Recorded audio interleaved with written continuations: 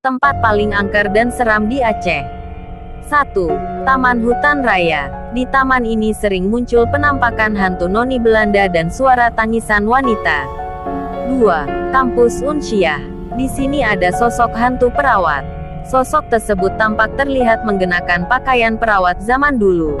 Dengan tangan kirinya terlihat menenteng kepalanya sendiri. 3. Danau Laut Tawar. Danau ini dihuni oleh dua siluman, yaitu Putri Ijo dan Lembide. Adapun Putri Ijo menyerupai Putri Duyung, sedangkan Lembide adalah seorang pengisap darah.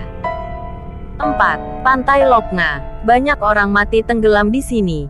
Konon karena di sini ada makhluk halus yang meminta tumbal tiap tahunnya. 5. PLTD Apung.